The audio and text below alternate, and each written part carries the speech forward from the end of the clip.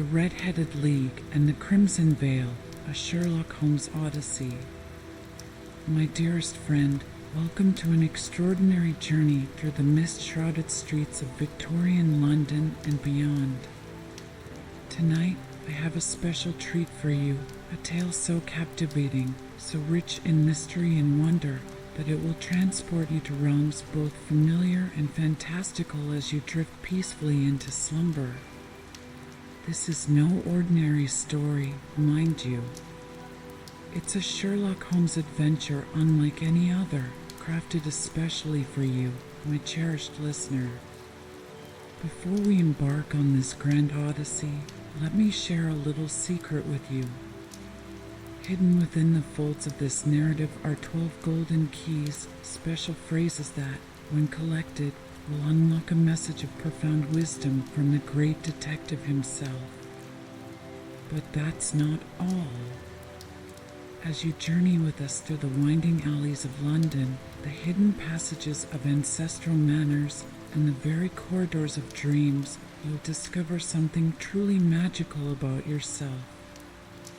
For in following the threads of this mystery, you're embarking on a journey of your own, one of imagination, insight, and inner transformation.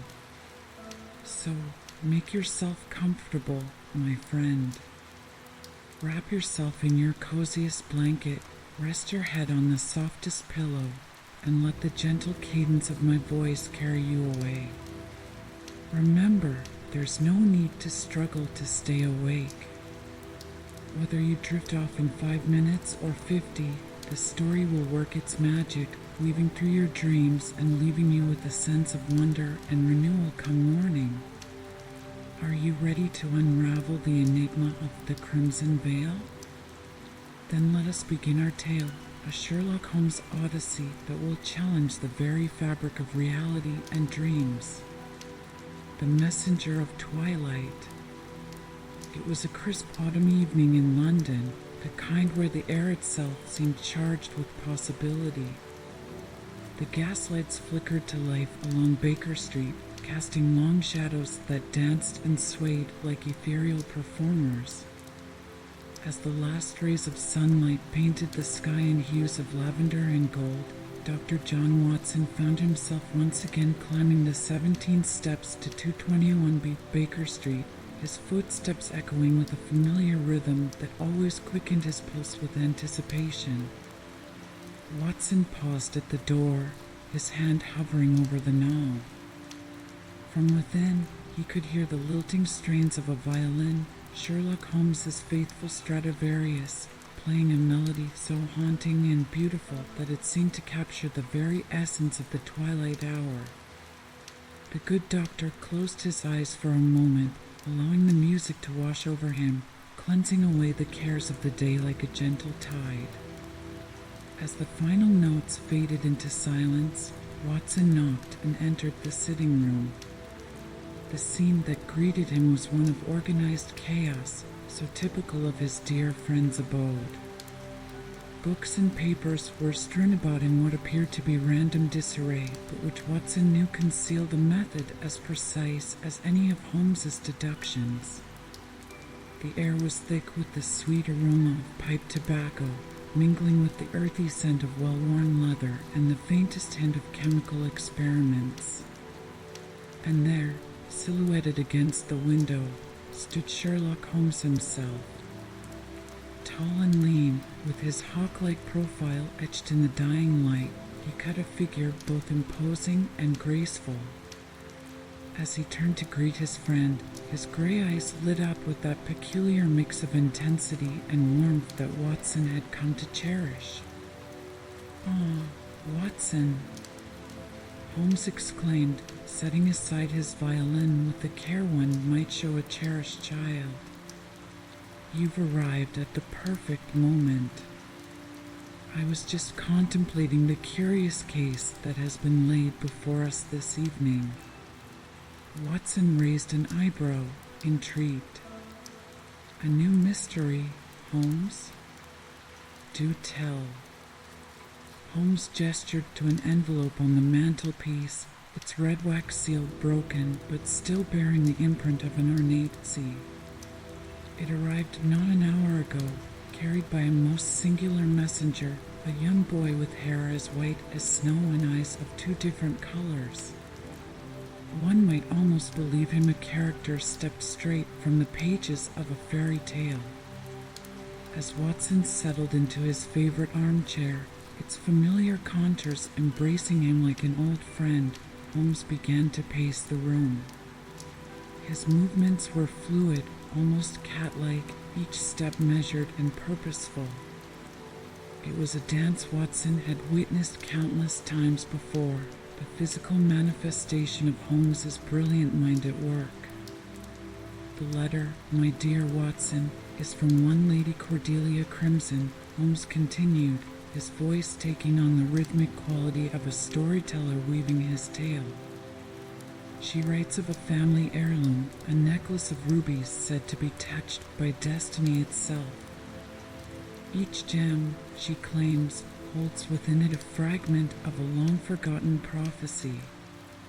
But here's the rub, Watson, the necklace has vanished, spirited away in the dead of night, without so much as a whisper to betray the thief's presence. Watson leaned forward, his fatigue forgotten in the face of such an intriguing puzzle. Fascinating, Holmes. But surely a missing necklace, valuable though it may be, is hardly a matter for England's foremost detective?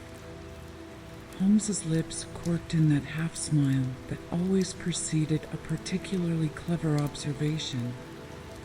"Ah, but you see, Watson, it's not merely the necklace that concerns Lady Crimson. No, what truly frightens her is the dream." "The dream?" Watson echoed, a chill running down his spine despite the warmth of the fire crackling in the grate. Indeed, Holmes nodded, his eyes taking on a faraway look. Every night since the necklace's disappearance, Lady Crimson has experienced the same dream. She finds herself in a labyrinth of mirrors, each reflection showing a different moment from her family's history. At the center of this maze stands a figure shrouded in crimson mist, wearing the missing necklace. As she approaches, the figure speaks a single phrase, "When the seven are one, the veil will fall." Watson felt a shiver of excitement course through him. This was no ordinary case, no simple matter of theft or deception. This was something altogether more mysterious, more otherworldly. "Holmes," he breathed, "what do you make of it?" The detective's eyes sparkled with the thrill of the chase. "I think, my dear Watson, that we are about to embark on an adventure that will challenge not only our powers of deduction, but our very understanding of the world around us. Are you with me?" Watson stood, his weariness forgotten, replaced by a surge of adrenaline and anticipation. "Always, Holmes. You know that." As the two friends prepared to venture out into the London night, neither could have imagined the extraordinary series of events that awaited them. For the case of the Crimson Veil was about to lead them down a path of mystery, danger, and wonder unlike any they had trodden before.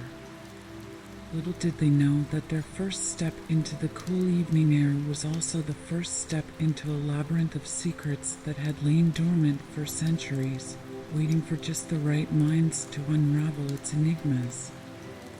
As Holmes and Watson disappeared into the mist-shrouded streets, a figure watched from the shadows, its eyes glinting with an otherworldly light. The game was afoot, and the very fabric of reality hung in the balance. And you, my dear listener, are you ready to follow them into the unknown? For as you journey with Holmes and Watson, you may find that the greatest mystery of all lies not in the world around you, but within the depths of your own imagination. Close your eyes, let your breath slow, and allow yourself to be carried away by the ebb and flow of this tale. For in the realm of dreams, all things are possible, and the greatest adventures are those we undertake with our eyes closed and our minds wide open. Now, let us continue our journey into the heart of the Crimson Vale, the House of Whispers. As the hansom cab rattled through the misty London streets, Watson found himself stealing glances at his companion. Sherlock Holmes sat in perfect stillness, his keen eyes focused on some distant point beyond the cab's window, his mind no doubt racing ahead to the mystery that awaited them. The soft glow of the gas lamps outside cast fleeting shadows across his angular features, giving him an almost otherworldly appearance. "Tell me, Watson," Holmes said suddenly, breaking the silence, "what do you know of the Crimson family?" Watson furrowed his brow in thought. "Not much, I'm afraid. Old money, if I recall correctly. They made their fortune in the spice trade during the reign of Elizabeth I." Holmes nodded approvingly. "Indeed.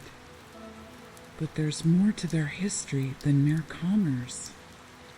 The Crimsons have long been rumored to possess certain gifts, abilities that defy rational explanation." Before Watson could inquire further, the cab came to a halt. They had arrived at their destination, Crimson Manor. As they stepped out onto the gravel drive, Watson's breath caught in his throat. Before them loomed a sprawling Gothic mansion, its dark stone facade adorned with gargoyles and intricate carvings. Tendrils of mist curled around the base of the house, giving the impression that it floated upon a sea of clouds. "My word, Holmes," Watson whispered. "It's like something out of a Bronte novel." Holmes's lips quirked in a half-smile. "I dare say, Watson, that before this night is through, we may find ourselves wishing for the relative simplicity of a Bronte plot." As they approached the grand entrance, the heavy oak door swung open of its own accord, revealing a dimly lit foyer. Standing in the doorway was a tall, slender woman with striking auburn hair that seemed to glow like embers in the lamplight. Her emerald eyes fixed upon them with an intensity that made Watson feel as though she were peering directly into his soul. "Mr. Holmes, Dr. Watson," she said, her voice a melodious contralto. "I am Lady Cordelia Crimson. Please, come in. The house has been expecting you." Watson exchanged a puzzled glance with Holmes at this odd turn of phrase, but his friend's face remained impassive as they crossed the threshold. The interior of Crimson Manor was a study in opulent decay. Faded tapestries adorned walls of dark wood paneling, while ornate Persian rugs muffled their footsteps. The air was heavy with the scent of old books, dried roses, and something else, a faint, metallic tang that Watson couldn't quite place. Lady Crimson led them through a maze of corridors, each lined with portraits of stern-faced ancestors whose eyes seemed to follow their progress. Watson could have sworn he saw one of the painted figures move, but he dismissed it as a trick of the flickering gaslight. At last, they arrived at a spacious drawing room. A fire crackled in the massive stone hearth, casting dancing shadows across the walls. Lady Crimson gestured for them to sit in a pair of high-backed leather chairs, then took her place on a velvet chaise lounge. "I must confess, Mr. Holmes," she began, her fingers twisting a strand of her fiery hair, "I hesitated before sending for you. The nature of my predicament is not one that lends itself to conventional investigation." Holmes leaned forward, his gray eyes alight with interest. Pray, Lady Crimson, withhold nothing. I assure you, Dr. Watson and I have encountered cases that stretch the very boundaries of what most would consider possible. A wan smile played across Lady Crimson's lips. Very well. As I mentioned in my letter, the crimson veil, our family's most treasured heirloom, has vanished. But it's not merely a piece of jewelry, Mr. Holmes. It's a key to something far greater. She paused, her gaze drifting to the fire. For generations, the women of the Crimson line have been blessed, or perhaps cursed, with the gift of foresight. Our dreams are not mere fancies, but glimpses into what may come to pass.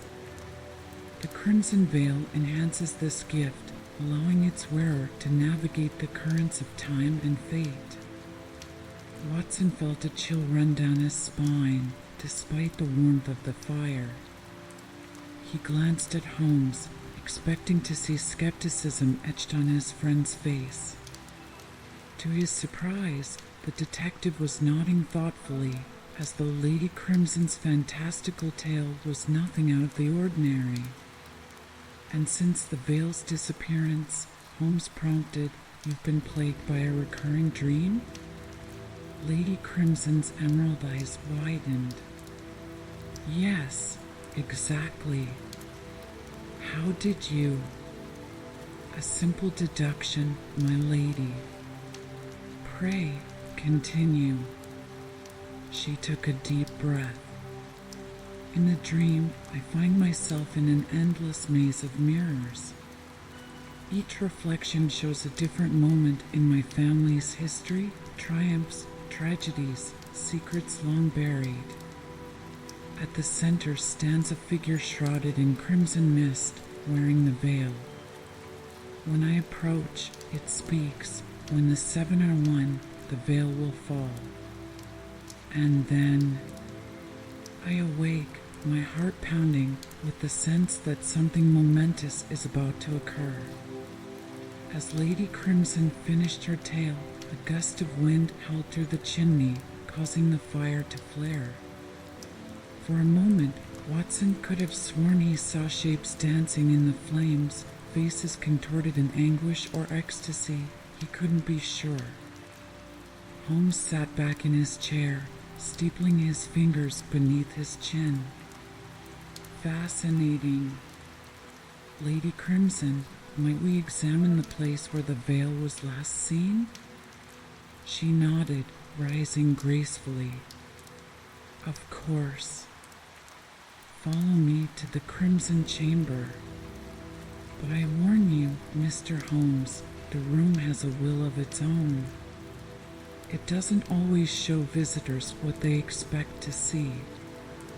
As they followed Lady Crimson deeper into the labyrinthine manor, Watson leaned close to Holmes. I say, Holmes, he whispered, what do you make of all this? Surely you don't believe in prophetic dreams and enchanted jewelry? Holmes's eyes twinkled with that familiar spark of mystery. My dear Watson, when you have eliminated the impossible, whatever remains, however improbable, must be the truth.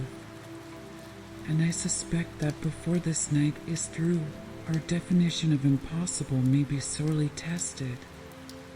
With that cryptic response, they arrived at a set of ornate double doors.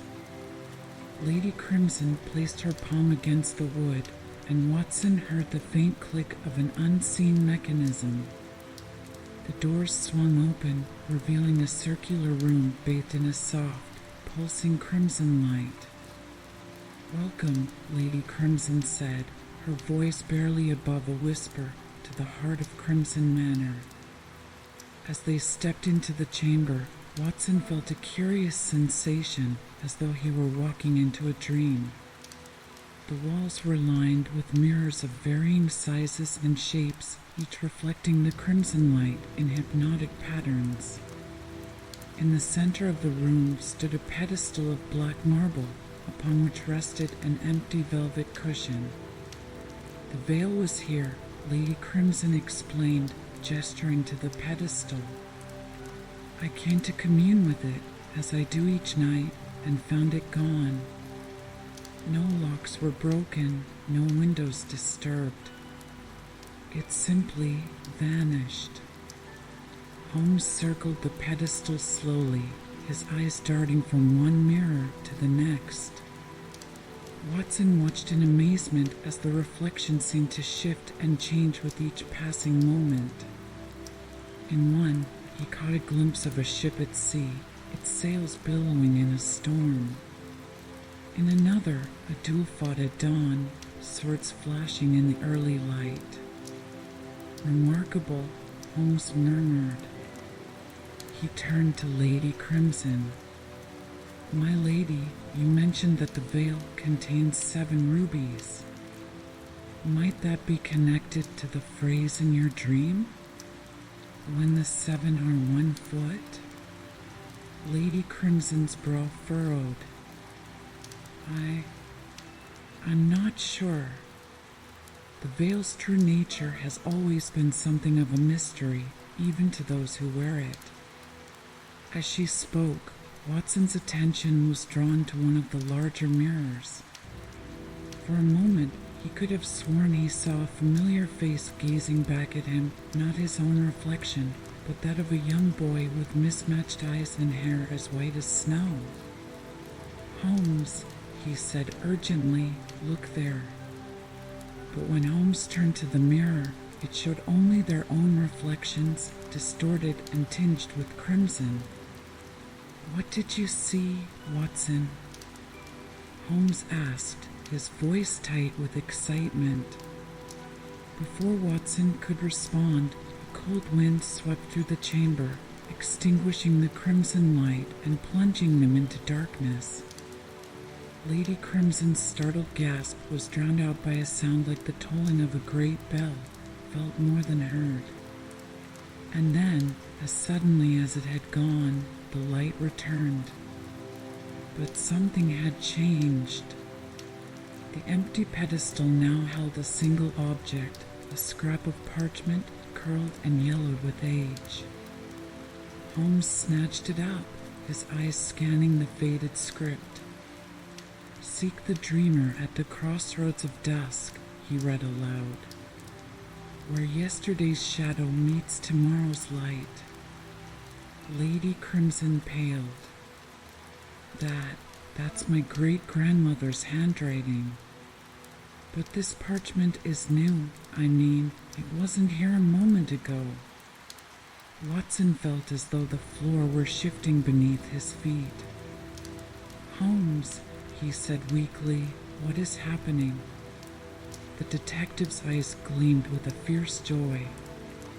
What's happening, my dear Watson, is that the game is afoot. And it seems that the very laws of reality are to be our playing field. As they left the crimson chamber, its mirrors still swirling with half-glimpsed visions, Watson couldn't shake the feeling that they had crossed some invisible threshold. The familiar world of gas lamps and hansom cabs seemed to be receding, replaced by something older, stranger, and infinitely more dangerous. Little did he know that their descent into the realm of dreams and ancient magic had only just begun. Echoes of the past. The following morning found Holmes and Watson ensconced in the vast library of Crimson Manor. Towering bookshelves lined the walls, their upper reaches disappearing into shadow. The air was thick with the musty scent of old parchment and leather bindings, occasionally stirred by a breeze that seemed to come from nowhere. Holmes stood before a large table, its surface covered with ancient tomes, yellowed papers, and curious artifacts. His coat was discarded, shirt sleeves rolled up, and his usually immaculate hair disheveled from running his fingers through it in thought. Extraordinary, Watson, he muttered, more to himself than his companion. The Crimson family history is a tapestry of the impossible made manifest. Watson looked up from the genealogy chart he'd been studying. How do you mean, Holmes? The detective gestured expansively at the documents before him. Consider this. In 1588, Sir Francis Crimson's ship was the only one in the English fleet to emerge unscathed from a confrontation with the Spanish Armada. Eyewitness accounts speak of a crimson mist that seemed to swallow Spanish cannonballs whole. He shuffled through more papers. And here, in 1665, while the Great Plague ravaged London, not a single soul in Crimson Manor fell ill, despite Lady Evelyn Crimson's tireless work among the sick and dying.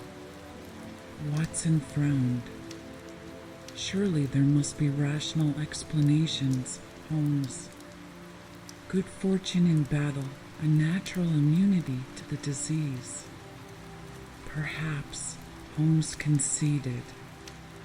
But when one such incident might be dismissed as chance, a pattern emerges over centuries that defies mere coincidence.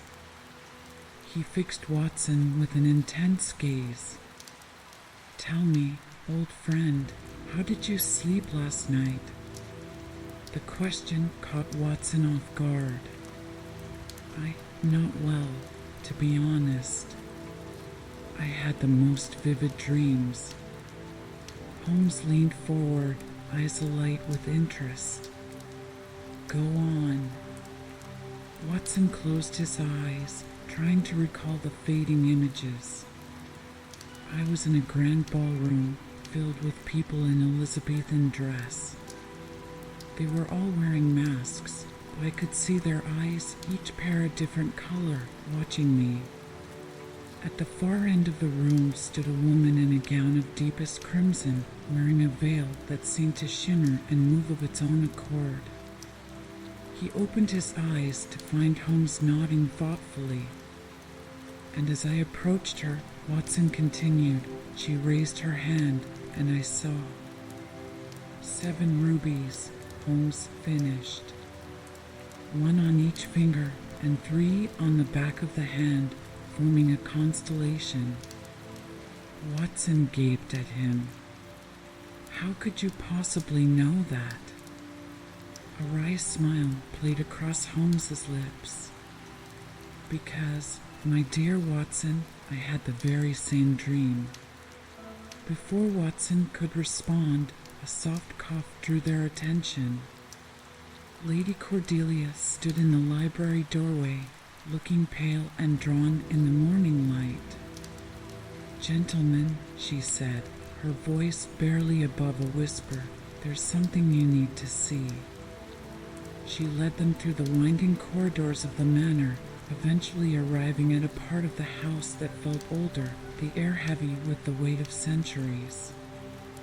They stopped before a door made of dark, weathered wood, inscribed with symbols Watson didn't recognize. This is the Hall of Portraits, Lady Cordelia explained. Every crimson is immortalized here upon their 21st birthday. It's said that the portraits capture not just our likenesses, but something of our very essence. She pushed open the door, and they entered a long gallery. The walls were lined with paintings, each depicting a member of the Crimson family through the ages.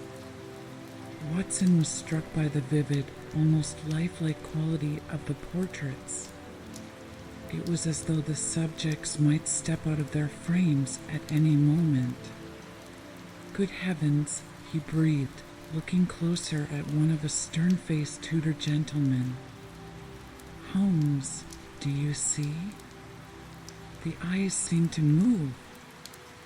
Holmes was about to reply when Lady Cordelia's sharp intake of breath cut him off. She was staring, wide-eyed, at a blank space on the wall near the end of the gallery. This is impossible, she stammered. This is where my portrait hangs. Where has it gone? Holmes strode to the empty spot, running his fingers along the wall. "Curious," he murmured. "No signs of the frame being removed. It's as if the painting simply vanished." As he spoke, Watson felt a chill run down his spine. The eyes of the surrounding portraits seemed to be watching them with newfound intensity. And was it his imagination, or were the painted figures leaning slightly out of their frames? Suddenly, a gust of wind swept through the gallery, causing the gas lamps to flicker. In that moment of near darkness, Watson could have sworn he saw the portraits move, their mouths opening as if to speak. When the light steadied, everything appeared normal once more. But there, on the floor beneath the empty space, lay a single object, a ruby glowing with an inner fire. Holmes snatched it up, examining it closely. "One of the 7, he said, his voice tight with excitement. "But how?" His words were cut off by a sound that seemed to come from everywhere and nowhere at once, a woman's voice, singing a hauntingly familiar lullaby. Lady Cordelia went rigid, her eyes wide with recognition. "That's my mother's voice," she whispered. "But she's been dead these past 10 years. The singing grew louder, and with it came a shimmer in the air before them. Slowly, like an image coming into focus, a scene began to take shape, a nursery bathed in moonlight, a cradle, and a woman in a crimson gown singing to her infant child. "By all that's holy," Watson breathed, "what are we witnessing?" Holmes's eyes gleamed with a fierce joy. "I believe, my dear Watson, we are seeing an echo of the past. The question is, why is it choosing to reveal itself now?" As they watched, transfixed, the spectral woman turned to face them. Her features were identical to Lady Cordelia's, but older, lined with wisdom and sorrow. She held up her hand, revealing 6 empty settings where rubies should have been. "Find them," she said, her voice echoing as if from a great distance, "before the dreamer wakes." And with that, the vision dissolved, leaving them once more in the silent gallery. But something had changed.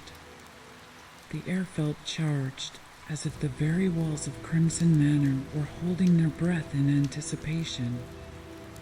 Watson turned to Holmes, his mind reeling from what they had just witnessed. "Holmes, I'm at a loss. How can we possibly explain what we've just seen?" The detective's eyes gleamed with that familiar spark of excitement that always preceded his most brilliant deductions. "My dear Watson, I believe we have stumbled upon a mystery that transcends the boundaries of conventional logic. The Crimson Veil is not merely a family heirloom, it's a key to unlocking the very fabric of time and memory." Lady Cordelia, who had been staring at the spot where her mother's apparition had appeared, suddenly gasped. "Look," she exclaimed, pointing to the wall. Where moments ago there had been an empty space, Lady Cordelia's portrait had reappeared. But it was changed. The elegant woman in the painting now held up her right hand, palm outward. And there, gleaming on her ring finger, was the ruby they had just found.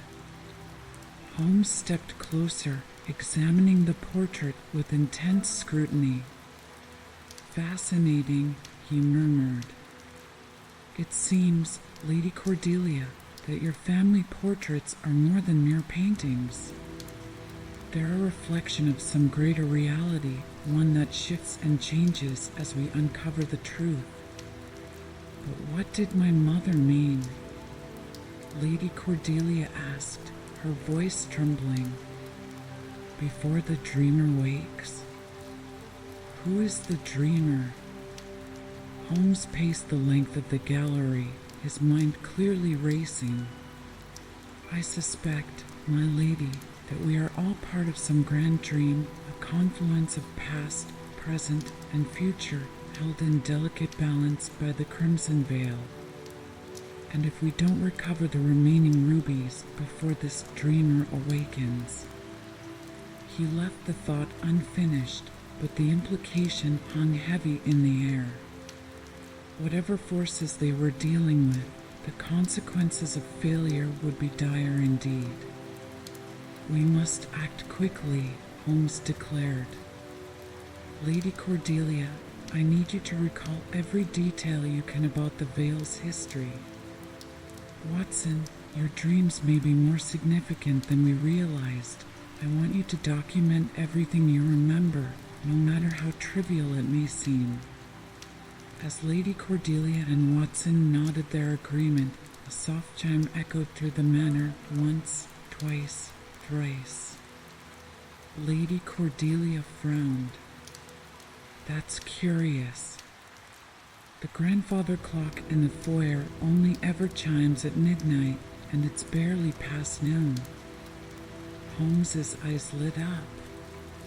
"Time itself is distorted within these walls. Come. We must follow this sound to its source." They hurried through the winding corridors of Crimson Manor, the chimes growing louder and more insistent with each step. As they rounded a corner, Watson caught a glimpse of a small figure darting into a side passage, a child with hair as white as snow. "Holmes," he called out. "The boy from the mirror. I've just seen him." Without hesitation, Holmes changed course, leading them down the narrow passage.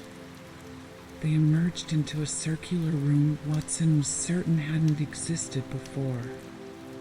In the center stood an ornate grandfather clock, its pendulum swinging in impossible patterns, its face showing not numbers but arcane symbols that shifted and changed with each tick. And there, perched atop the clock like some imp of mischief, was the white-haired boy. His mismatched eyes, one blue, one green, regarded them with a mixture of amusement and ancient wisdom. "Well met, Sherlock Holmes," the boy said, his voice carrying the weight of centuries. "You've taken the first step on a perilous journey. Are you prepared for what comes next?" Holmes, to his credit, showed no surprise at this strange encounter. He simply inclined his head and replied, "We are prepared to see this through to whatever end awaits us. But pray, who are you? And what role do you play in all this?" The boy laughed, a sound like tinkling bells. "Who am I? I am the messenger, the guardian, the keeper of keys. I am all that was and all that might be." His expression grew serious. "And I am here to warn you, Sherlock Holmes. The game you've entered is far more dangerous than you realize. With each ruby you recover, the veil between worlds grows thinner. Dreams bleed into reality, and nightmares take flesh." Lady Cordelia stepped forward, her eyes blazing. "If you know so much, why don't you simply tell us where to find the rubies? Why all this mystery and riddle?" The boy's mismatched eyes softened as he regarded her. "My dear Lady Crimson, if I simply handed you the answers, the magic would unravel. The veil's power comes from the journey of discovery, from the choices made along the way. I can guide, but I cannot decide." With a graceful leap, the boy hopped down from the clock. As his feet touched the ground, the room seemed to ripple, like the surface of a pond disturbed by a stone. Your next step awaits in the place where yesterday's shadow meets tomorrow's light, the boy said, echoing the words from the parchment they'd found. But beware, not all who dwell in the realm of dreams wish you success. Trust in each other, for the bonds between you will be tested. Before any of them could respond, the boy clapped his hands together. There was a sound like shattering glass, and suddenly they were no longer in the circular room. Instead, they found themselves standing in the manor's entrance hall, with no sign of the mysterious clock or its enigmatic guardian. Watson blinked, trying to clear his head of the fog that had settled over his thoughts. "Holmes," he said slowly, "did that really just happen? Or have I finally lost my senses entirely?" Holmes placed a reassuring hand on his friend's shoulder.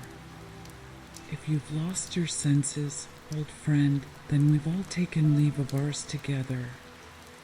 No, what we experienced was quite real, though I suspect our definition of reality may need some adjustment before this case is through." Lady Cordelia, who had been silent since their abrupt return to the entrance hall, suddenly spoke up. "Gentlemen, I believe I know where we must go next.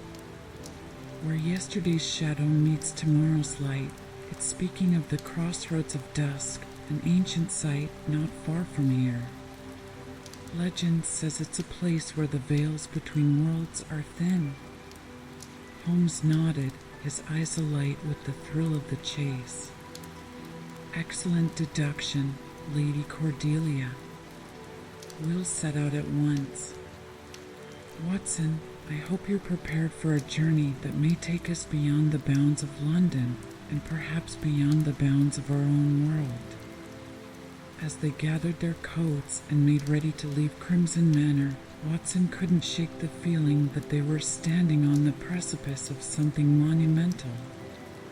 The familiar streets of London seemed a distant memory now, replaced by a landscape of dreams and ancient magic. Little did they know that their next step would plunge them into a realm where reality itself was as mutable as smoke, and where the line between ally and adversary would blur in ways none of them could have imagined. The mismatched eyes. The journey to the crossroads of dusk was unlike any Watson had experienced before. As their carriage rattled along country roads that seemed to twist and turn of their own accord, he could have sworn the landscape outside the windows shifted with each passing moment. One instant they were driving through a sun-dappled forest, the next they were surrounded by mist-shrouded moors. Holmes sat across from him, his keen eyes taking in every detail of their ever-changing surroundings. Lady Cordelia was silent, her gaze fixed on a small leather-bound book in her lap, a journal, Watson realized, filled with spidery handwriting and curious diagrams. "I say, Holmes," Watson ventured, breaking the silence, "do you really think we'll find another ruby at this crossroads?" The detective's lips quirked in a half-smile. "My dear Watson, at this point, I wouldn't be surprised if we found the key to Pandora's box itself. We are operating in a realm where the rules of logic and physical law seem to bend like reeds in the wind. Our task is not to question the impossible, but to adapt to it." Lady Cordelia looked up from her journal. "Mr. Holmes is right, Dr. Watson. The crossroads of dusk is a place of power, a nexus where multiple realities intersect. If there's anywhere we might find another piece of the veil, it's there." As she spoke, the carriage came to an abrupt halt. Outside, the mists parted to reveal a circular clearing. For roads converged at its center, each seeming to lead off into a different season, spring, summer, autumn, and winter coexisting in impossible harmony. "We've arrived," Lady Cordelia said softly, a hint of trepidation in her voice. As they stepped out of the carriage, Watson felt a curious sensation as though he were walking into a dream. The air shimmered with an otherworldly quality, and he could have sworn he heard distant whispers carried on the breeze. Holmes strode purposefully to the center of the clearing, his eyes darting from one road to the next. "Fascinating," he murmured. "Each path seems to exist in its own temporal bubble. But which one leads to our quarry?" Before anyone could respond, a familiar laugh rang out, the sound of tinkling bells that they had heard in the manor. There, sitting cross-legged atop a moss-covered boulder, was the white-haired boy with mismatched eyes. "Welcome, seekers," the boy said, his voice carrying an echo of ancient wisdom. "You've taken another step on your journey, but the path forward is not as clear as you might hope." Holmes approached the boulder, his gaze locked with the boy's.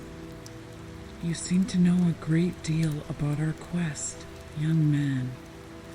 Might you be inclined to offer some guidance?" The boy's mismatched eyes twinkled with mischief.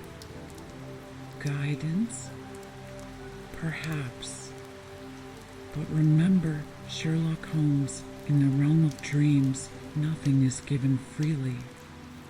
There is always a price to be paid." Lady Cordelia stepped forward, her posture regal despite the uncertainty in her eyes. "Name your price, messenger. We've come too far to turn back now." The boy's expression turned solemn. "The price is this, a memory. One from each of you, a moment of joy, a secret long held, fear never spoken aloud. In exchange, I will show you the way to the next ruby." Watson felt a chill run down his spine. "Our memories? But how can we be sure you won't take something vital, something we can't afford to lose?" The boy's laugh tinkled through the clearing once more. "Ah, good doctor, that's the beauty of it. You won't know what you've lost until the moment you need it most. That's the nature of the game we play." Holmes was silent for a long moment, his brow furrowed in contemplation. Finally, he nodded. "Very well. We accept your terms." "Holmes!" Watson exclaimed. "Surely you can't be serious?" But the detective's mind was made up. "We've come too far to balk now, old friend. Sometimes, to gain knowledge, we must be willing to sacrifice a part of ourselves." With a graceful leap, the boy hopped down from the boulder. He approached each of them in turn, placing a hand on their foreheads. Watson felt a curious sensation, as though fingers were rifling through the pages of his mind. When the boy stepped back, his mismatched eyes seemed to glow with an inner light. "The bargain is struck," he said. "Now, listen closely, for I will say this only once." He pointed to the road that led into eternal autumn, where golden leaves danced on an unfelt breeze. "Follow this path until you reach a grove of silver birches. There you will find a pool that reflects not the sky above, but the dreams of those who gaze into its waters. The ruby you seek lies beneath its surface, but be warned, the pool's guardian will not relinquish its treasure easily." As the boy finished speaking, the mists began to swirl around him, obscuring his form. His voice echoed one last time across the clearing. "Remember, the lines between dream and reality grow thin. Trust in each other, for the trials ahead will test the very fabric of your friendship." And with that, he was gone, leaving Holmes, Watson, and Lady Cordelia standing at the crossroads, the path of autumn beckoning before them.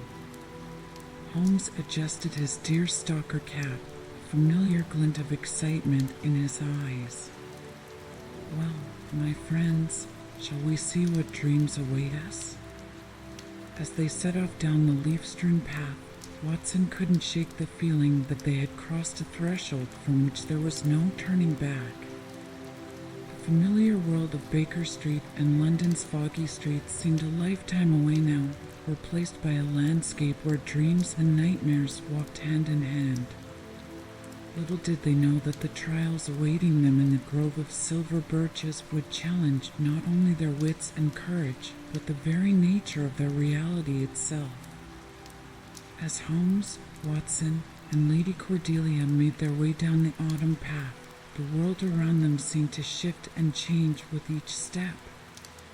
The golden leaves beneath their feet whispered secrets in long-forgotten languages, and the trees themselves appeared to move, their branches reaching out like gnarled fingers in the perpetual twilight.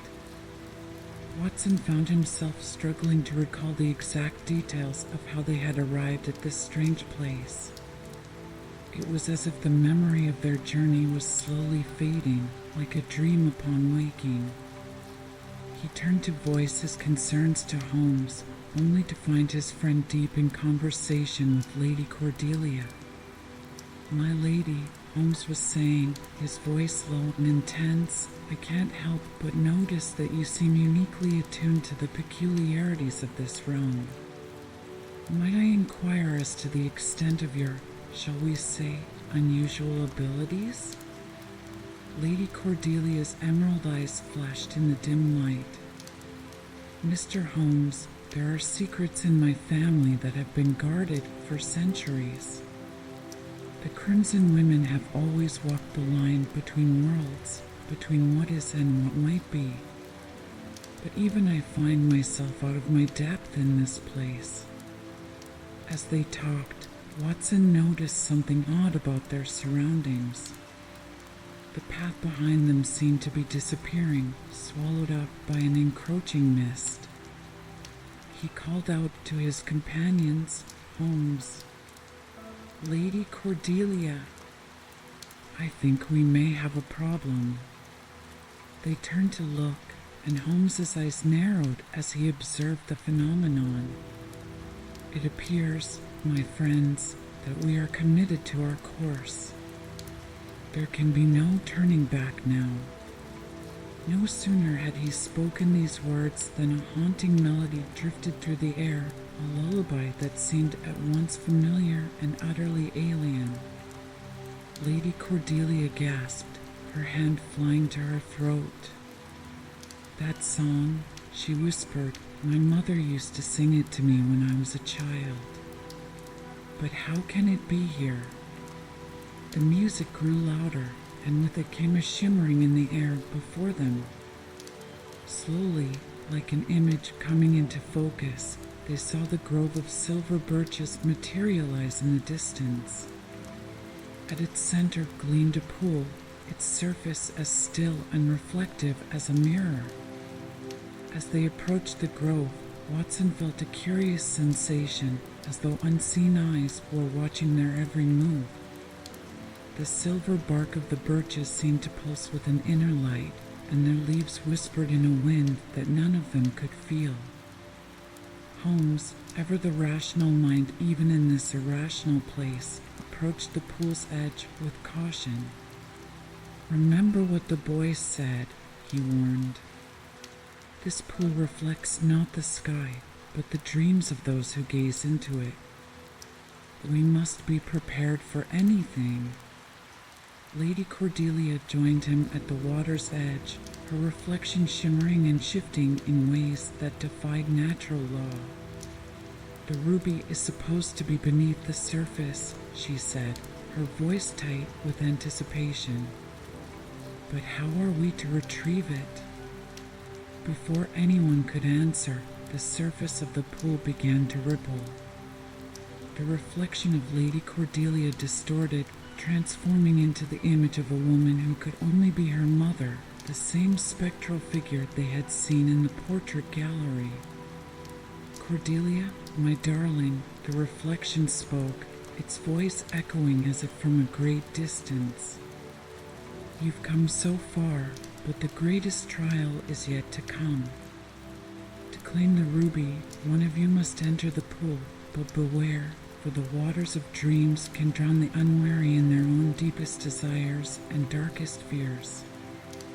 Watson stepped forward, his hand instinctively reaching for the revolver he no longer carried. "I'll go," he said firmly. "Holmes, your mind is too valuable to risk, and Lady Cordelia, your knowledge of this realm may yet be needed." But Holmes placed a restraining hand on his friend's arm. "No, Watson. This is a task for which I am uniquely suited. My mind, trained to observe and deduce, may be our best defense against whatever illusions or traps await within." Before either Watson or Lady Cordelia could protest, Holmes had removed his coat and shoes. With one last, enigmatic smile at his companions, he stepped into the pool. The moment Holmes's foot touched the water, the entire grove seemed to hold its breath. The whispers of the leaves fell silent, and even the ever-present lullaby faded away. Then, with a suddenness that made Watson cry out in alarm, Holmes was pulled beneath the surface. "Holmes!" Watson shouted, ready to dive in after his friend. But Lady Cordelia held him back, her grip surprisingly strong. "Wait," she said, her eyes fixed on the pool. "Look." The surface of the water had become a window into another world. Within its depths, they could see Holmes standing in what appeared to be the sitting room of 221 Baker Street. But this was a Baker Street twisted by the logic of dreams. The walls seemed to breathe, and shadows moved of their own accord in the corners. As they watched, a parade of figures from Holmes's past began to appear, clients, criminals, victims, each presenting him with a mystery to solve. But with each deduction Holmes made, he seemed to age years in moments, his hair graying, his face lined with the weight of countless cases. "What's happening to him?" Watson asked, his voice hoarse with concern. Lady Cordelia's brow furrowed in concentration. "The pool is testing him, Dr. Watson. It's forcing him to confront the cost of his brilliant mind, the toll that a lifetime of solving others' problems has taken on his own soul." Within the watery vision, Holmes now stood alone in the distorted sitting room, an old man bent with the weight of years and knowledge. Before him appeared a final figure, a tall, lean man with a hawk-like profile that Watson recognized with a start as a younger version of Holmes himself. "You've spent your life unraveling the mysteries of others," the younger Holmes said, his voice echoing strangely. "But what of your own heart's desire? What of the questions you've never dared to ask yourself?" The elder Holmes straightened, a familiar spark of defiance in his eyes. "My dear fellow," he said, his voice strong despite his apparent age, "the greatest mystery, the most worthwhile pursuit, has always been the truth itself. And that I have never shied away from, no matter the personal cost." As he spoke these words, a bright light began to emanate from his chest. He reached into his waistcoat and pulled out a glowing ruby, its facets reflecting the myriad possibilities of dreams and reality. With a tremendous splash, Holmes burst from the surface of the pool, gasping for air. Watson and Lady Cordelia rushed to help him out, marveling at the fact that he appeared completely dry and unchanged, as if his ordeal had been nothing more than an illusion. In his hand, he clutched the second ruby of the crimson veil. As Holmes caught his breath, he looked at his companions with eyes that seemed to hold new depths of understanding. "My friends," he said softly, "I have seen wonders and horrors beyond imagination. But more importantly, I have seen the truth of myself, and I dare say I have emerged the stronger for it." Lady Cordelia carefully took the ruby from Holmes, cradling it in her palm. As she did so, a warm glow spread through the grove, and the whispers of the leaves resumed their mysterious chorus. "Two down, 5 to go," she said, a mix of hope and trepidation in her voice. "But I fear each challenge will be greater than the last." Watson, still shaken by what he had witnessed, couldn't help but ask, "Holmes, what was it like in there?" "What did you see?" The detective's eyes took on a faraway look. "Watson, my dear friend, I saw a lifetime of choices, of roads not taken. I saw the weight of every life touched by our investigations, for good or ill. And I saw..." He paused, a rare moment of vulnerability crossing his features. "I saw what might have been had I chosen a different path." Before Watson could inquire further, a cold wind swept through the grove, causing the silver birches to sway and groan. The lullaby that had been playing softly in the background suddenly changed, becoming discordant and threatening. "We must leave this place," Lady Cordelia said urgently. "The guardian of the pool may yet try to reclaim its treasure." As if in response to her words, dark shapes began to coalesce at the edges of the grove, shadowy figures that seemed to be composed of pure nightmare. Holmes, his composure regained, nodded sharply. "Agreed. But which way? The path we came by has long since vanished." It was then that Watson noticed something strange about his own shadow. While Holmes's and Lady Cordelia's shadows stretched behind them as one would expect in the fading light, his own seemed to be pointing the way, gesturing towards a gap in the trees that he could have sworn wasn't there a moment ago. "There," he exclaimed, pointing. I think my shadow is trying to tell us something." Holmes raised an eyebrow, familiar gleam of intrigue in his eyes. "Well then, Watson, let us follow where it leads. After all, in a world of dreams, one's own shadow may well be the most trustworthy guide."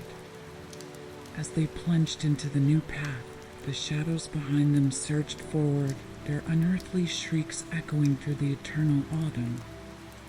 But Watson's shadow raced ahead, leading them deeper into the unknown realms of the dreamscape. Little did they know that their next step would take them to a place where the very fabric of reality would be tested, and where the bonds of their friendship would face their greatest challenge yet: the mirror maze. As Holmes, Watson, and Lady Cordelia followed the guiding shadow through the twisting paths of the dreamscape, the world around them began to shift once more. The eternal autumn gave way to a landscape that defied description, a place where reality seemed to fracture and reform with each step. Suddenly, they found themselves standing before an enormous structure that gleamed in the ethereal light. It was a maze, but unlike any they had ever encountered. Its walls were made entirely of mirrors, each one reflecting a different facet of reality. "Extraordinary," Holmes breathed, his keen eyes taking in every detail. "It appears we've stumbled upon a physical manifestation of the intersecting realities the boys spoke of." Lady Cordelia nodded, her face pale in the shimmering light. "This is the mirror maze," she said softly. "It's spoken of in the oldest Crimson family legends. They say it's a place where one must confront the many paths their life could have taken." Watson, feeling a chill run down his spine, asked, "And I suppose the next ruby is somewhere inside?" "Undoubtedly," Holmes replied, a familiar glint of excitement in his eyes. "But we must proceed with caution. In a place where reality itself is in flux, our very perceptions may be our greatest enemy." As they stepped into the maze, Watson felt a curious sensation, as though he were being pulled in multiple directions at once. Each mirror they passed showed a different reflection, not just of their current selves, but of possibilities, of paths not taken. In one, Watson saw himself as a distinguished surgeon, celebrated for pioneering new medical techniques. In another, he was a broken man, haunted by the horrors of war and lost in the depths of addiction. Each reflection tugged at his soul, whispering of what might have been. He glanced at his companions and saw that they too were affected by the mirror's power. Holmes's face was a mask of concentration, his eyes darting from one reflection to another as though solving some grand puzzle. Lady Cordelia moved as if in a trance, her fingers trailing along the mirrored surfaces. As they delved deeper into the maze, the reflections became more vivid, more enticing. Watson found himself drawn to a mirror that showed him a life of domestic bliss, a loving wife, children, a thriving medical practice. It was everything he had ever dreamed of, and for a moment he forgot about the quest, about the ruby, about everything except the tantalizing vision before him. "Watson!" Holmes's sharp voice cut through the haze of longing. "Remember why we're here. These reflections, no matter how alluring, are but shadows of possibility. We must focus on the task at hand." Shaking his head to clear it, Watson turned away from the mirror with effort. "You're right, Holmes. But I must admit, the temptation to lose oneself in these visions is strong." Lady Cordelia, who had been silent until now, spoke up. "That's the true danger of the mirror maze," she said, her voice tight with tension. "It doesn't just show us what might have been, it makes us question everything we are, everything we've chosen to become." As they pressed on, the maze seemed to shift and change around them. Corridors that had been straight suddenly curved, and paths that should have led to dead ends opened up into vast chambers filled with even more mirrors. In one such chamber, they encountered a sight that made them all pause. There, reflected in a mirror of unusual size and clarity, was an image of the three of them, but not as they were now. This reflection showed them aged, weary, standing in the ruins of what could only be London. In the reflection's background, strange, otherworldly creatures roamed the devastated cityscape. "Good God," Watson breathed. Is this what will happen if we fail?" Holmes studied the reflection intently. "Not necessarily, old friend. Remember, these mirrors show possibilities, not certainties. This is but one potential outcome of our quest." Lady Cordelia's eyes widened suddenly. "Look," she exclaimed, pointing at the reflection. "In the reflection around my neck." Sure enough, the aged Lady Cordelia in the mirror wore the complete crimson veil, all 7 rubies glowing with an inner fire. Holmes's eyes lit up with understanding. Of course. The maze isn't just showing us our fears and desires, it's trying to tell us something about the veil itself. As they watched, the reflection began to move of its own accord. The aged Holmes stepped forward, his lips moving as though speaking. Though no sound came from the mirror, Watson could read the words. The key lies not in what was or what might be, but in what is. Look to the heart of the matter. With those cryptic words, the reflection shimmered and faded, leaving them staring at their own bewildered faces. The heart of the matter, Lady Cordelia mused. But what could that mean? Before anyone could respond, a tremor ran through the maze. The mirrors around them began to ripple like water, and a haunting melody, the same lullaby they had heard before, echoed through the chambers. I believe, Holmes said, his voice tight with anticipation, that we're about to find out. Brace yourselves, my friends. I suspect the mirror maze has one final test for us. As if in response to his words, the mirrors around them shattered simultaneously, their fragments swirling in the air like a glittering storm. In the center of the maelstrom, a figure began to take shape, a being of pure light and reflection, holding in its hand a glowing ruby. Behold, the figure spoke, its voice resonating on multiple levels, the guardian of reflections. You have navigated the maze of possibilities, but to claim the ruby, you must answer one final question. Who are you, truly, when all illusions are stripped away? The swirling mirror fragments coalesced around them, and suddenly Holmes, Watson, and Lady Cordelia found themselves facing their own reflections, but these were no ordinary mirrors. These reflections showed them as they truly were, every strength and flaw laid bare, every hidden desire and fear brought to light.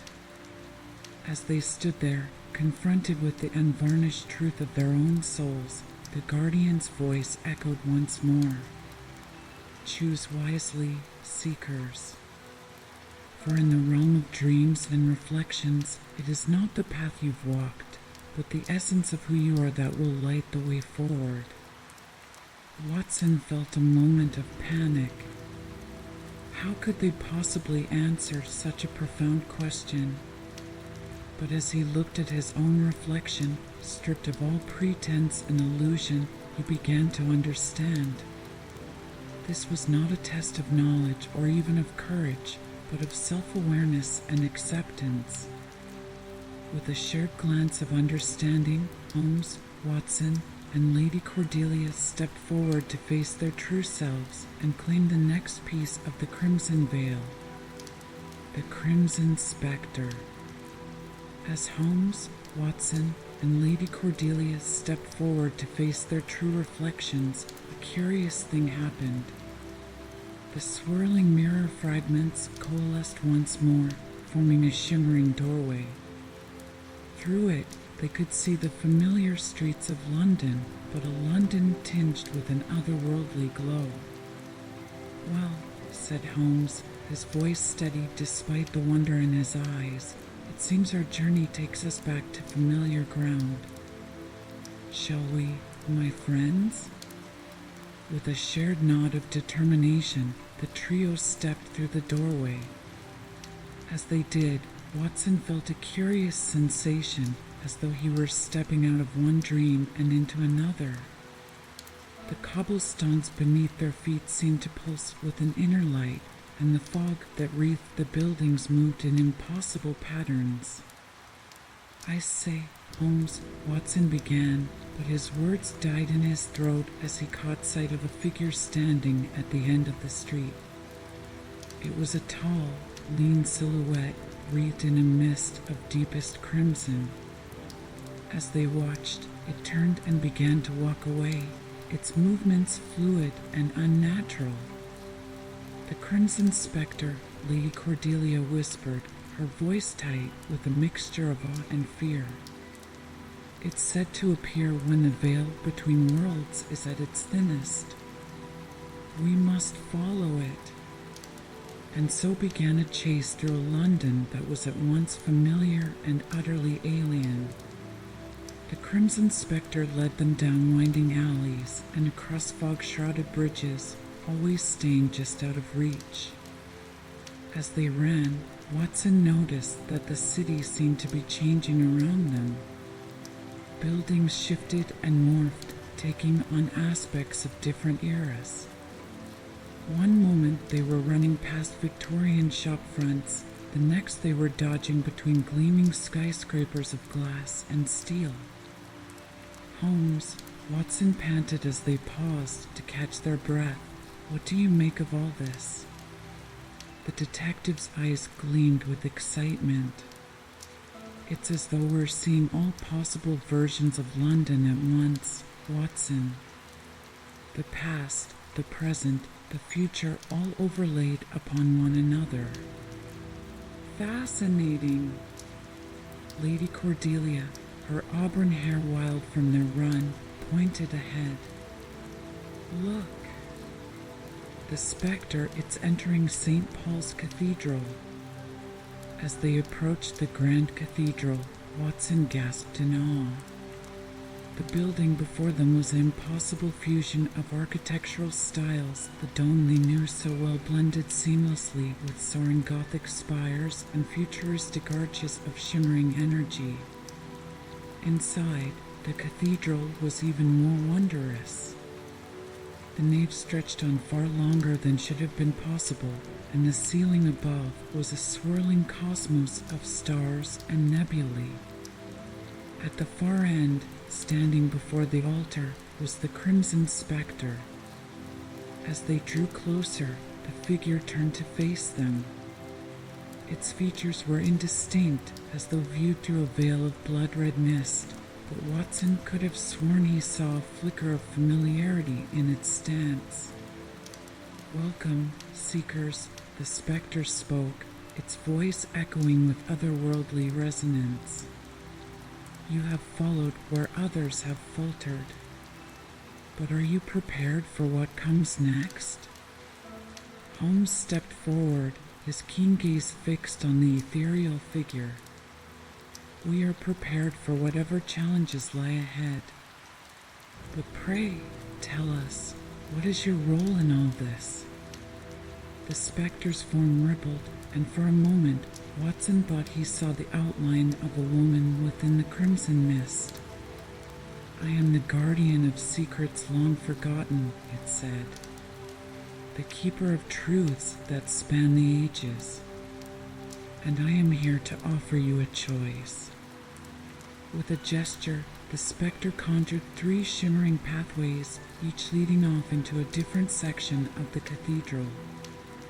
"3 paths lie before you," it explained. "One leads to knowledge of the past, one to understanding of the present, and one to glimpses of possible futures. Choose wisely, for each path holds both revelation and peril." Lady Cordelia stepped forward, her emerald eyes blazing with determination. "I will take the path of the past," she declared. "My family's legacy is tied to this mystery, and I must understand its origins." Watson, feeling a surge of courage, spoke next. "I shall take the path of the present. As a chronicler of our adventures, it falls to me to understand the here and now." Holmes nodded, a small smile playing at the corners of his mouth. "Which leaves me with the future. How fitting for one who has always sought to stay ahead of the criminal element." The Crimson Spectre inclined its head. "So be it. But remember, what you learn on these paths may change you in ways you cannot foresee. Are you prepared for that?" The trio exchanged glances, a silent communication born of their shared adventures. Then, as one, they turned back to the spectre and nodded. Then go, the figure said, its form already beginning to fade. Seek your truths, and may you find the strength to face them. As the crimson spectre vanished, Holmes, Watson, and Lady Cordelia each stepped onto their chosen paths. The cathedral around them shimmered and faded, replaced by new vistas of wonder and terror. Their greatest test was about to begin. Echoes of time. Lady Cordelia's path, the past. As Lady Cordelia stepped onto her chosen path, the world around her dissolved into a swirling mist.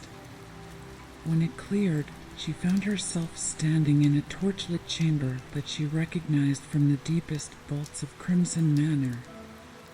But this was no mere memory. The stones beneath her feet thrummed with an energy that spoke of a time-long past. Before her stood a circle of hooded figures, their faces obscured in shadow. At the center of the circle was a pedestal, upon which rested the crimson veil in all its glory, all 7 rubies gleaming with an inner fire. One of the hooded figures stepped forward, lowering their hood to reveal the face of a woman who could only be Lady Cordelia's ancestor. The resemblance was uncanny. "Welcome, daughter of our line," the woman spoke, her voice carrying the weight of centuries. "You have come seeking answers. But are you prepared for the burden they bring?" Lady Cordelia straightened her spine, meeting her ancestor's gaze with determination. "I am prepared," she said, her voice steadier than she felt. "Tell me, what is the true purpose of the Crimson Veil?" The ancient Lady Crimson smiled, a gesture both proud and sorrowful. "The veil, my dear, is both a gift and a curse. It was forged in a time when the barriers between worlds were more permeable, when dreams and reality danced together in the twilight. Its purpose is to maintain the balance, to ensure that the realm of dreams does not overwhelm the waking world, and that the cold logic of reality does not stifle the power of imagination." As she spoke, the chamber around them began to shift, showing scenes from history. Lady Cordelia watched in awe as her ancestors wielded the veil's power through the ages, averting disasters, inspiring great works of art and science, and occasionally paying terrible prices for their interventions. "But why has it broken now?" Lady Cordelia asked, her mind reeling from the weight of her family's legacy. Her ancestor's expression grew grave. "Because the balance has shifted. The waking world has become too rigid, too divorced from the realm of dreams. And in response, the dreamscape grows wild and chaotic, threatening to break through. The veil has scattered its rubies as a last resort, calling for worthy guardians to restore the balance." Lady Cordelia felt a chill run down her spine. "And if we fail?" The ancient Lady Crimson gestured, and the chamber filled with visions of a world gone mad. Reality and dreams blended into a nightmarish chaos, with humanity caught in the middle, unable to distinguish truth from fiction. "This is what awaits if the balance is not restored," her ancestor said solemnly. "But take heart, for you do not face this challenge alone. Your companions, though not of our blood, have been chosen by the veil itself. Trust in them, as they must trust in you." As the vision began to fade, Lady Cordelia felt a surge of questions rising within her. But before she could voice them, her ancestor pressed something into her hand, a small, ornate key. "For the final lock," she whispered, "when all other paths are exhausted." With those cryptic words, the chamber dissolved into mist, leaving Lady Cordelia standing once more in the transformed St. Paul's Cathedral, the weight of centuries pressing upon her shoulders. Watson's path, the present. As Watson stepped onto his chosen path, the cathedral around him transformed into a vast library. Bookshelves stretched as far as the eye could see, their contents a mix of familiar tomes and strange, shimmering volumes that seemed to shift and change as he looked at them. "Welcome, chronicler," a voice echoed through the library.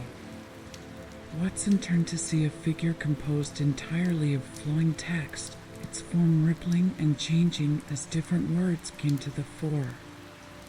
"You seek to understand the present, but do you truly comprehend the power of the stories you tell?" Watson straightened, feeling a curious mix of awe and professional pride. "I have always strived for accuracy in my accounts of Holmes's cases," he said.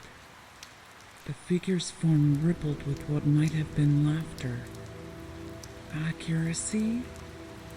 Oh, my dear doctor, you deal in so much more than mere facts. Your stories shape the very reality around you."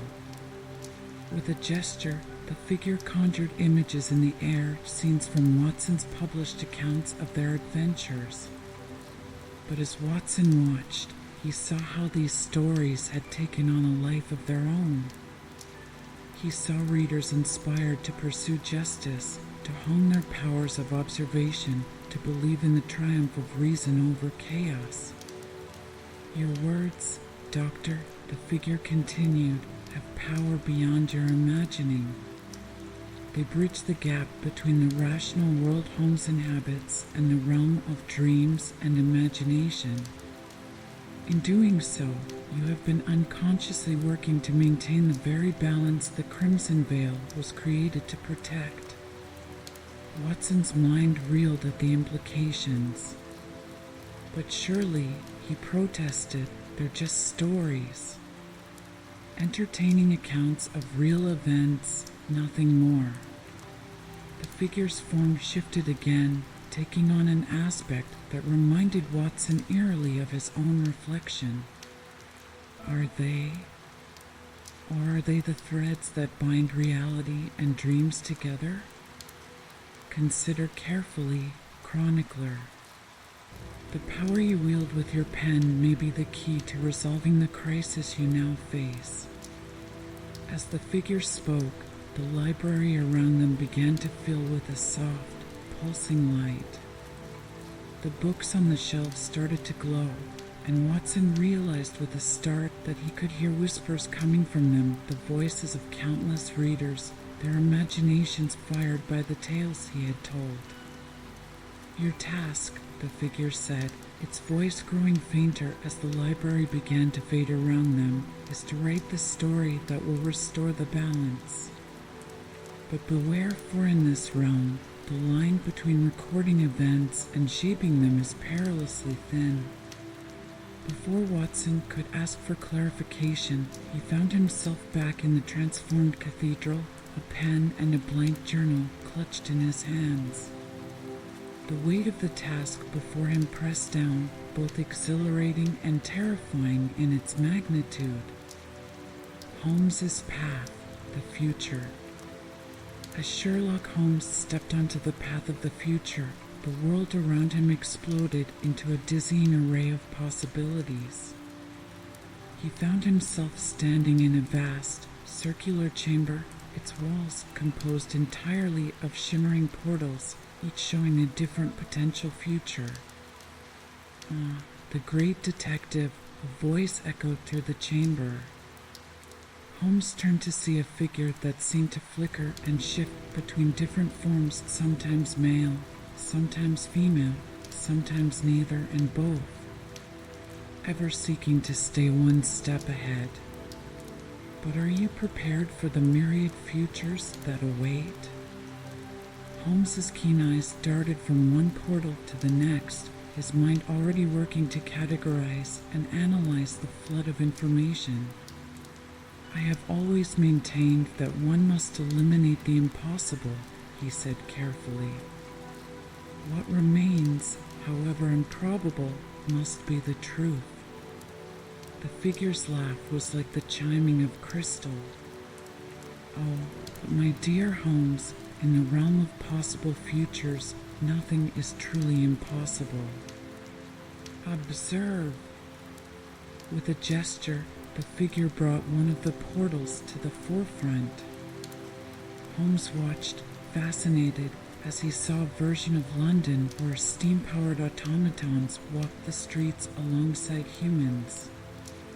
Another portal showed a world where the British Empire had fallen and a new global order had risen in its place.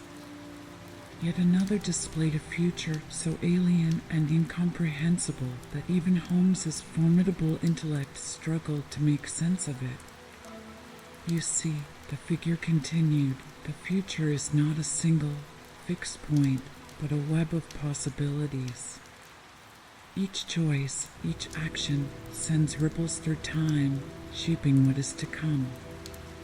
Your task, detective, is to deduce which futures are most probable and which actions in the present might lead to the outcome you desire.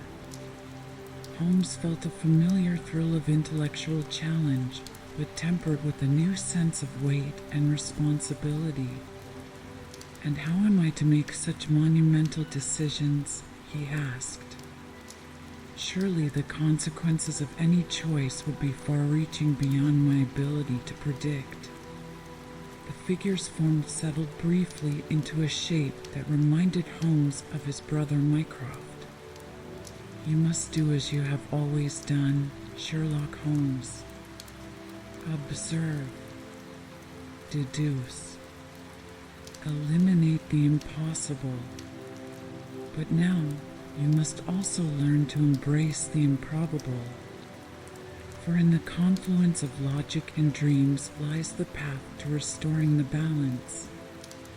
As the figure spoke, the portals around them began to spin, faster and faster, blending into a dizzying whirlwind of potential futures. Holmes felt his mind expanding, struggling to encompass the vastness of what he was witnessing. Remember, the figure's voice echoed as the chamber began to fade. The future is not set. It is a canvas awaiting the brush of those bold enough to shape it. Choose wisely, detective, for the fate of more than one world hangs in the balance. With a final, dizzying swirl of images, Holmes found himself back in the transformed St. Paul's Cathedral. His eyes, usually so sharp and focused, now held a new depth, the weight of countless possible futures swirling within their gray depths.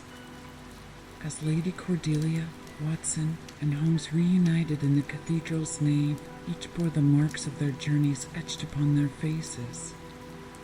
They had gained knowledge, yes, but with it came new questions, new burdens, and a growing awareness of the monumental task that lay ahead.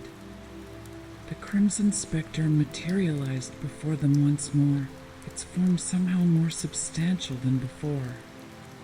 You have walked the paths of past, present, and future, it intoned. You have glimpsed the truths that lie beyond the veil of ordinary perception. Now, armed with this knowledge, you must face your greatest challenge yet. With a gesture, the spectre conjured an image of the crimson veil, its rubies pulsing with an inner light. For rubies remain hidden, it said, each guarded by a force drawn from the deepest wells of human imagination. To claim them, you must navigate the treacherous borderlands between reality and dreams. As the spectre began to fade once more, its final words echoed through the cathedral. Remember, seekers, in the realm where reality and dreams intertwine, your greatest strengths may become your most perilous weaknesses, and your deepest fears may hold the key to your salvation. With that, the transformed St. Paul's Cathedral dissolved around them, and Holmes, Watson, and Lady Cordelia found themselves standing once more on the misty streets of London. But this was a London balanced on the knife edge between the familiar and the fantastical, a city where anything, it seemed, was possible. as they set off into the fog-shrouded streets, each lost in contemplation of what they had learned. None of them noticed the pair of mismatched eyes watching from the shadows. The white-haired boy smiled a secret smile, for the game was truly afoot now, and the fate of multiple worlds hung in the balance. Veiled truths. The cold mist swirled around Holmes, Watson, and Lady Cordelia as they stood, contemplating their next move. The streets of London had grown eerily quiet, as if the city itself was holding its breath, waiting for what was to come. Suddenly, from within the haze, the white-haired boy appeared, his mismatched eyes shining with an unfamiliar concern. "Seekers," he said, his voice softer than before, tinged with urgency. "The veil is weakening. The boundary between the realms of dream and reality is no longer holding. The dreamer stirs sooner than expected." Holmes raised an eyebrow. "And what exactly will happen when this dreamer wakes?" The boy took a step closer, his thin figure barely visible through the fog. "When the dreamer wakes, the veil between the waking world and the dreamscape will tear apart completely. Nightmares will bleed into reality, and reality will dissolve into endless dreams. Everything you know, your rules of logic, your control over your fate, will be lost." Lady Cordelia's hand tightened around the remnants of the crimson veil, the rubies still glowing faintly. "But we still have time, don't we?" she asked, her voice trembling slightly. "Not much," the boy replied. "The balance must be restored, and quickly. The last rubies are hidden deep within the Dreamweaver's realm. He has already sensed your presence, but I can guide you there if you're ready to face him." Holmes exchanged a glance with Watson, his sharp mind already racing. "We have no choice," he said firmly. "We follow the boy." The boy nodded and turned, leading them deeper into the mist-shrouded streets. The air around them grew thick and heavy, as if reality itself were being tugged apart at the seams. Buildings flickered in and out of existence, and the sky above them shifted from night to day in rapid succession, as though they were walking through time itself. "The Dreamweaver's domain lies just ahead," the boy whispered, "beyond the bridge of shifting light." When they reached the bridge, it was unlike anything they had ever seen, made of light and shadow, suspended in the air with no visible supports. The mist swirled beneath it like an endless abyss, and on the other side they could see a vast, darkened landscape, a place where the laws of reality held no sway. Watson hesitated at the edge of the bridge, feeling his stomach churn at the sight of the void below. "Holmes, this place. It's not natural." "None of this is natural, Watson," Holmes replied, his voice steady.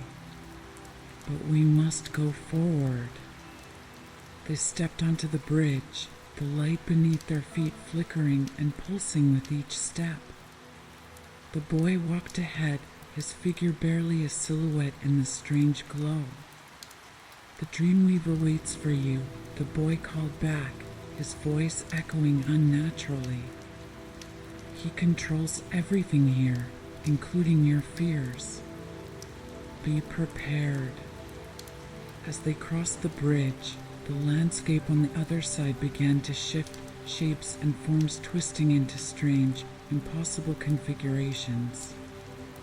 Watson felt his mind struggle to comprehend what he was seeing. The ground rippled beneath their feet like water, the trees grew and withered in seconds, and the sky was a swirl of colors and stars that made no sense. At the end of the bridge stood the entrance to the Dreamweaver's realm, a massive stone archway, carved with symbols that glowed faintly in the dim light.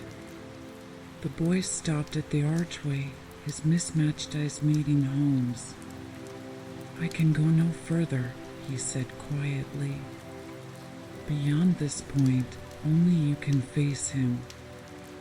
Holmes stepped forward without hesitation, his expression resolute. "We'll see this through." "Remember," the boy said, his voice now barely a whisper.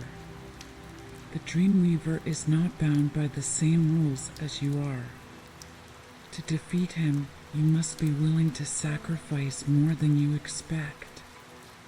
With that, the boy vanished into the mist, leaving the trio standing at the entrance to the Dreamweaver's lair. Lady Cordelia's grip on the veil tightened, and she cast a nervous glance at Holmes. "We're ready," Holmes said, his voice calm as ever. "Let's finish this." And with that, they stepped into the realm of the Dreamweaver, the Dreamweaver's realm. As Holmes, Watson, and Lady Cordelia stepped through the stone archway, they were enveloped in a dense fog that pulsed with an ethereal light. The air was thick with an electric tension, and they could feel the weight of unseen eyes watching them from the shadows. They emerged into a vast hall filled with twisting corridors and towering mirrors.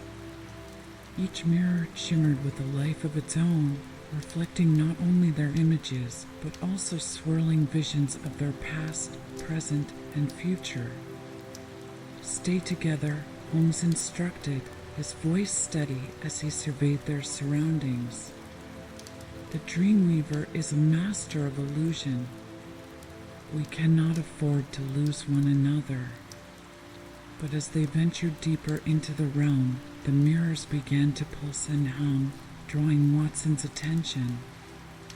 One mirror reflected a warm, sunlit room filled with laughter and joy, his own family gathered around a table, a scene from a memory long cherished. He felt the pull of longing, the desire to step into that moment and leave the chaos behind. "Watson!" Holmes called, snapping him back to reality. "Focus! Remember, these visions are traps designed to ensnare you." Lady Cordelia pointed ahead. "Look! A figure is emerging from the shadows." From the depths of the hall, a tall silhouette began to form. The Dreamweaver stepped into view, his face obscured by shadows, yet radiating an aura of power and control. "Welcome, seekers," he intoned, his voice echoing like thunder in the vastness of the hall. "You've come to reclaim the lost rubies. But to claim what you seek, you must first confront your innermost fears." Holmes stepped forward, unwavering. "We are ready to face whatever challenges lie ahead." With a wave of his hand, the Dreamweaver gestured, and the mirrors erupted with chaotic images. Horrific scenes flashed before them, London in flames, the ruins of Crimson Manor, and shadowy figures that seemed to reach for them from the depths of despair. "Each of you must choose a mirror," the Dreamweaver said, his voice smooth yet chilling. "In that mirror lies your greatest fear. Overcome it, and the ruby you seek shall be yours." Lady Cordelia took a step back, fear flickering in her eyes. "What if we cannot overcome our fears?" "Then you will remain trapped here," the Dreamweaver replied, a sinister smile forming in the shadows of his face. "Forever." "Let's not waste time," Holmes said, determination etched on his features. "I will go first." As he approached a mirror that shimmered with darkness, the image within twisted and morphed. Suddenly, he found himself standing in the abandoned streets of London, surrounded by the echoes of past cases, But this time it was different. He was alone, abandoned by Watson and Lady Cordelia. The weight of isolation pressed down on him. "Holmes!" Watson shouted, but his voice seemed distant, swallowed by the shadows. "Don't give in." Holmes faced the haunting vision. "I am not afraid of solitude," he declared, steeling his resolve. "It is merely a state of being, not a reality." The darkness shuddered, retreating as Holmes pushed through, breaking the illusion. He emerged on the other side, a ruby glimmering in his hand. "Two down, 5 to go," he said, holding it high. Lady Cordelia stepped forward, her heart racing as she faced her own mirror. The surface rippled, and suddenly she was transported to a dark chamber, filled with echoes of her ancestors' whispers. The visage of her mother appeared, shrouded in crimson mist, her face twisted in sorrow. "Cordelia," the apparition spoke, "you have failed us. You must choose your family or your own destiny." "Mother, no!" Lady Cordelia cried, stepping closer. "I will not be bound by fear or expectation." With a surge of determination, she reached for the figure, and as she did, the chamber shifted. The sorrow faded, and her mother's smile returned, illuminating the darkness. The ruby appeared before her, glowing warmly in the void. "I choose my own path," she declared, reclaiming her power. As Lady Cordelia emerged with the ruby, Watson stepped forward, his heart pounding. He found himself confronted by a mirror reflecting his time in the war, the horrors, the screams, the weight of guilt and loss that had haunted him since. "No," he shouted, recoiling. "I can't face this again." But Holmes' voice broke through the darkness. "You must, Watson. You cannot let it define you. Confront it, and you will find your strength." With a deep breath, Watson stepped closer. "I faced the darkness then, and I will face it now. I am more than my past." As he spoke those words, the chaos faded. The battlefield transformed into a field of wildflowers, the sunlight bathing him in warmth. There, in the center, lay the final ruby. "I choose to live," he proclaimed, grasping the jewel and stepping into the light. The Crimson Spectre. With 3 rubies now in their possession, the trio turned to face the Dreamweaver once more. He stood before them, a glimmer of respect dancing in his shadowy eyes. "You have proven yourselves worthy of the power you seek. But do not think this means your journey is over." Holmes narrowed his gaze. "What do you mean?" "Each ruby holds not only power, but a piece of your essence. Use them wisely, for with each use, they draw from your soul. The balance you restored is fragile, and its restoration requires sacrifice." Before Holmes could respond, a rumble shook the ground beneath them. The Dreamweaver waved his hand, and the walls of the chamber began to ripple like water. "Face me, if you dare," he called out, and in an instant, the hall dissolved into a new landscape, a swirling vortex of light and shadow. As the world around them shifted, they found themselves on a precipice overlooking a dark abyss, the air thick with tension. "This is where the past, present, and future collide," the Dreamweaver declared, his form flickering like a candle flame. "Here, you must confront not just your fears, but the truth of your own desires. Lady Cordelia stepped forward, her resolve strengthening. We will confront whatever comes our way. We will not be led astray.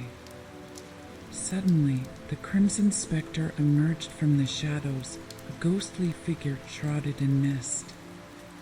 You have come far, but your journey is far from over. You must answer for your desires, for they shape the fabric of your reality. Do not falter. Lady Cordelia encouraged. We stand together against whatever you throw at us. The Dreamweaver raised his hands, and the void erupted with illusions, visions of their greatest aspirations and fears, twisting and contorting in a kaleidoscope of emotion. Watson saw himself acclaimed as a brilliant doctor, loved and revered, but then the image shifted, and he was drowning in a sea of despair, his loved ones lost to the chaos. Holmes faced the choice of endless intellect, the burden of always knowing the truth, but also the loneliness that came with it. What is it worth, he pondered, if it leads only to isolation? And Lady Cordelia found herself standing at a crossroads, one path leading to the love of her family, and the other to her independence, the freedom to choose her destiny. The specter's voice boomed in the air. Your desires have brought you here. Will you succumb to the shadows or embrace the light? Together, Lady Cordelia shouted, reaching out to both Holmes and Watson. We will face this together. In that moment of unity, the three of them grasped hands, their resolve strengthening the bond between them. The swirling chaos around them began to still as the light of the rubies pulsed in rhythm with their hearts. Holmes looked at the Dreamweaver, his eyes steely with determination. We will not be swayed by illusions. We are more than our fears or desires. With a surge of energy, the three of them called upon the power of the rubies, a brilliant light erupting from their joined hands, washing over the darkness. The Dreamweaver faltered, his form flickering under the radiant glow. Enough, he shouted, but the light grew brighter, enveloping them all. The swirling shadows began to dissipate, the abyss receding as their light expanded, illuminating the path ahead. With one final flash, the Dreamweaver was pushed back, and the darkness fell away. As the light faded, they found themselves standing once more in the hall of mirrors, their breaths steady and their hearts full. The awakening. With the threat of the Dreamweaver vanquished and the balance restored, the trio found themselves back in the familiar halls of Ravenswood Manor. The air felt lighter, and the weight of their adventure hung over them like a cherished secret. Lady Cordelia clutched the completed crimson veil, the rubies shimmering brightly against her chest. We did it, she breathed, awe and disbelief coloring her words. Holmes turned to Watson, a rare smile gracing his lips. Indeed, we faced our fears and emerged stronger for it. Watson took a moment to absorb everything that had transpired. But at what cost? We have woven ourselves into the very fabric of this mystery. Yes, Holmes replied thoughtfully. But we have also gained a deeper understanding of ourselves. The rubies not only enhance our abilities, but remind us of our humanity, our fears, desires, and the choices we make every day. Lady Cordelia nodded, her expression serious. The balance was restored, but the journey has left its mark. We must carry this knowledge forward. As they stepped back into the main hall of Ravenswood Manor, the atmosphere felt different, lighter, almost celebratory. The sun poured through the tall windows, casting warm rays over the polished wooden floor, illuminating the once shadowy corners. Watson smiled, looking around. It feels as though the manor itself has awakened with us. Holmes turned to Lady Cordelia. You must share your family's legacy with others. The knowledge of the Crimson Veil and its power shouldn't remain hidden. It is vital for the future. Lady Cordelia sighed, her gaze drifting to the veil resting in her hands. I know. I just hope they will understand the responsibility that comes with it. Knowledge, much like power, is a double-edged sword, Watson added, but it is through understanding that we find strength. Their conversation was interrupted by a sudden rush of air as the white-haired boy materialized before them once again, his eyes sparkling with mischief and wisdom.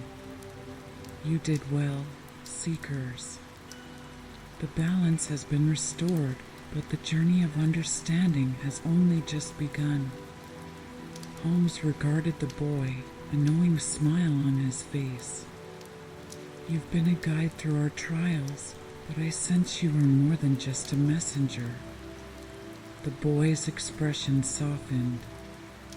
Indeed, I am but a reflection of the dreams and fears that exist within all of you. It is through your choices that the world shapes itself, bending to your will. Watson stepped forward, intrigued. And what about those who have succumbed to the sleeping sickness?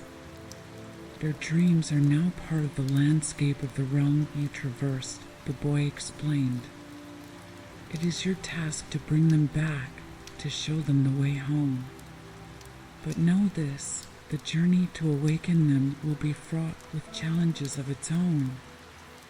Lady Cordelia's eyes widened. Then we must begin at once. How do we wake them? The boy smiled faintly. By sharing your own stories, your courage, and your truths. Each story is a thread that weaves the fabric of reality and dreams. You will find the lost souls in the stories you tell and the connections you forge. Holmes nodded, the gears in his mind turning. Then we will create a narrative that resonates, one that bridges the worlds. As the boy began to fade back into the mist, he turned back to them. And remember, trust in your bonds. The power of your friendship is the strongest force of all. With that, he vanished, leaving the trio to ponder their next steps. Chapter 12. The Journey Ahead. Watson took a deep breath, grounding himself in the warmth of the manor. We must gather our thoughts and prepare. If our stories hold the key, we must be ready to share them. Holmes nodded, his expression thoughtful. I propose we start by documenting our adventures, the encounters, the fears we faced, the choices we made. This can serve as both a record and a guide for others who might find themselves lost between the realms. Lady Cordelia smiled, her eyes brightening. And together, we can ensure that the power of the veil is used for good. As they settled into the drawing room, each took a seat with a journal in hand. The fireplace crackled gently, casting flickering shadows across the walls, and the atmosphere felt charged with purpose. Watson began to write, recounting their journey, weaving together the threads of their experiences into a tapestry of adventure and insight.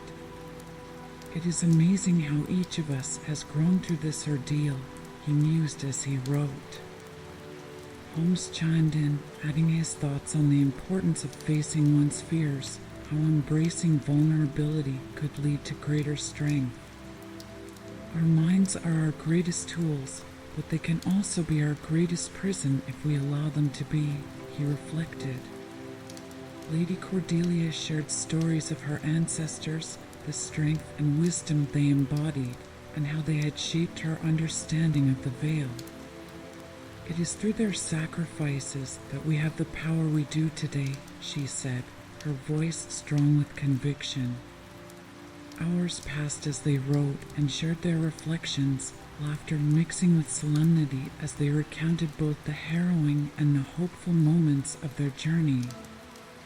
Finally, as the last rays of sun dipped below the horizon, casting the room into twilight, they concluded their writing. The atmosphere felt serene, yet charged with the excitement of what was to come. Holmes placed his pen down and looked at his companions. We are ready for the next step. Let us not only awaken the lost souls, but also remind ourselves of the magic that exists within each of us. The world is a tapestry woven from countless stories, and we are but threads within it. Lady Cordelia smiled, her heart swelling with pride and hope. Then let us go forth, armed with our words and the power of the veil. Watson nodded, determination shining in his eyes.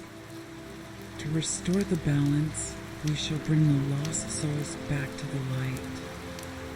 And so, with the crimson veil as their guide and the strength of their friendship at their side, they set forth into the night, ready to share their story with the world and awaken those who had fallen into endless dreams.